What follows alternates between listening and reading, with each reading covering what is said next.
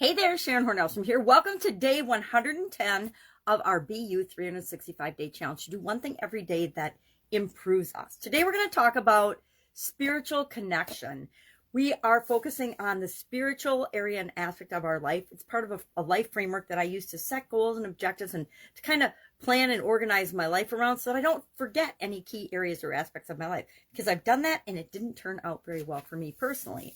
So what is spiritual connection? Spiritual connection is the sense or the knowing or the understanding that there is something bigger than us in the universe or in the world, something bigger than just your and my individual experiences, definitions, beliefs, feelings, thoughts, emotions about things, that there's something more than that, that we're part of one big human race, regardless of our goals and what we want out of life. We're all in some way, shape, or form connected as a human race. So let's talk about 10 ways and different ways to become more spiritually connected. How do we get in touch with that there's and believe, learn to understand or believe that there's something bigger than us out there. Now, if you're religious, you've always known that God is out there and watches over us, or whatever your beliefs are. If you have studied spirituality, you may have learned about different types of connection and different spirit guides and things and how things work in the universe and universal laws.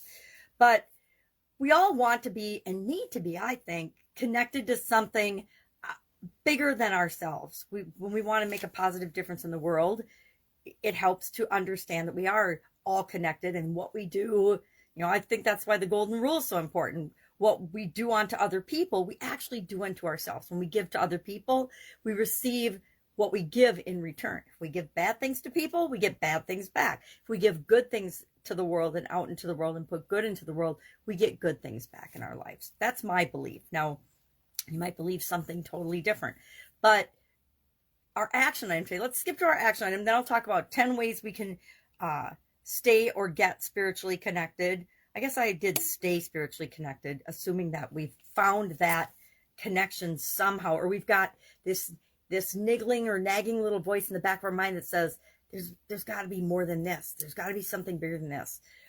I think it comes down to the whole discussion of who we are physically as human beings and how we experience this life versus are we, and there's all kinds of, I'm not going to get into my personal beliefs around this because they're so our personal beliefs are what drive us.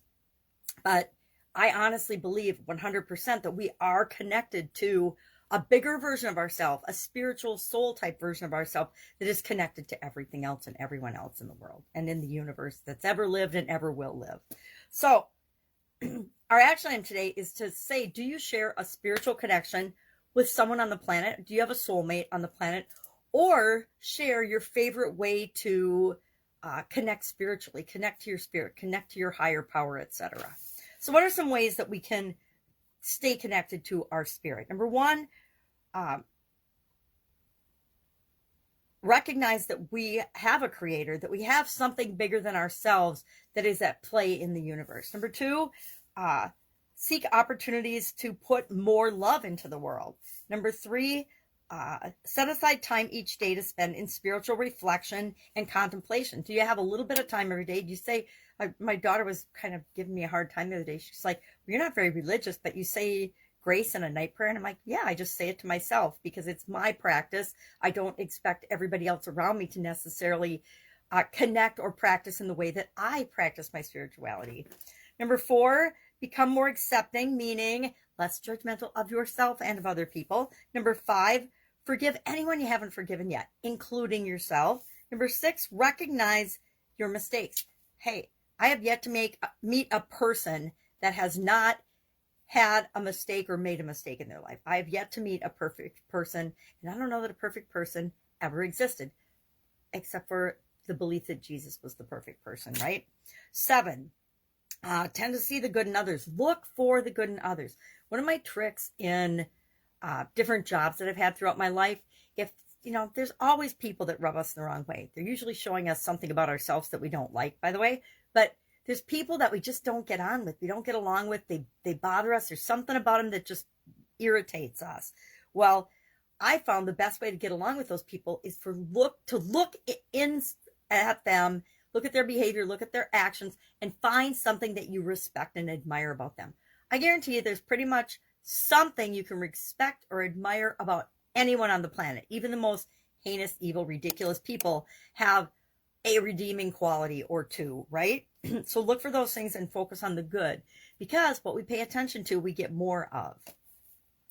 Number 8, take stock of your thoughts and behaviors. Every once in a while, tap into and pay attention to how are you thinking, behaving, believing, acting toward other people and toward your spiritual connection. Number 9, bless the world. I love that one. I go out blessing the world all the time. And number 10, use each interaction to be the best, most powerful version of yourself. So every experience you have, every interaction you're involved in, show up as uniquely you and the best version of you. That's why we're doing this challenge. The continually improving version of ourselves is what we're working to create. Will we ever be done? No, we are always going to be a work in progress. We will never get to some point where, okay, I'm done growing, I'm done developing, I'm perfect right now, it's all good. And then we just live the rest of our life staying the same. Not going to happen. I believe that if we're, and this again, my belief, if we're not growing and moving toward what we want, we are staying in one spot and declining, because things change around us all the time. And so if we're not changing with them, we're falling behind, or we're going backwards. So again, our action item, share your favorite way to spiritually connect. Me, some of my favorite ways, I'll share mine.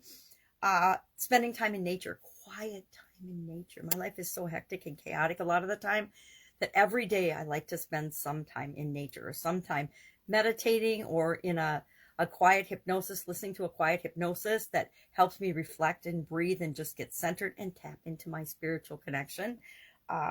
Things like prayer, other ways. So you could share a way that you could, your favorite way to connect. How do you like to connect? Or your best way, or your favorite, most desired way to connect spiritually?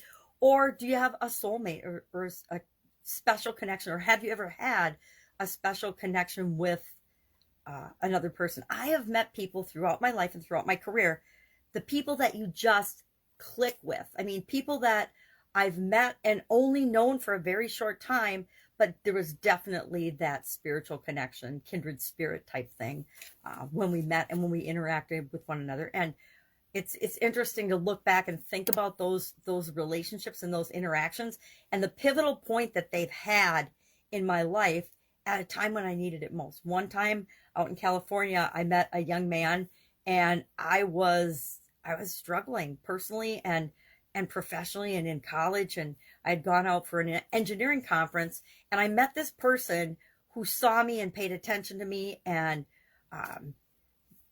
talked with me for hours that helped me understand myself better. Never saw him again, but made a huge impact on me. Gave me a poem that I carried around for, I think, about 15 years, or had, in my desk at work, or in my books at college, or along in my bedroom by my bed or something, because it reminded me to be myself. And it was obviously a message I needed at the time. So that's our challenge for today, to improve ourselves in a little bitty way, some way every day. Any questions, ask. I'm here, Sharon Horne-Ellstrom. You can Google me. You can hit me on this page. You can hit me on the Get Up and Go Challenge page. Under Guide 15, we've got all of this year's challenge so far. So if you're just joining us, you can pop in and you can go back and listen to all the other days that we've had. Or you can just start where you are, and then after we're done this year, you can just pick up the days that you've missed and listen to them. There's no right order for doing this, except when we're going through the SOAP framework. You want to do the S, the O, the A, the P in order. But for the most part, you don't have to do any of this in order. You don't have to do any of this. Do what's right for you. All right. Have an awesome day. I'll be with you tomorrow.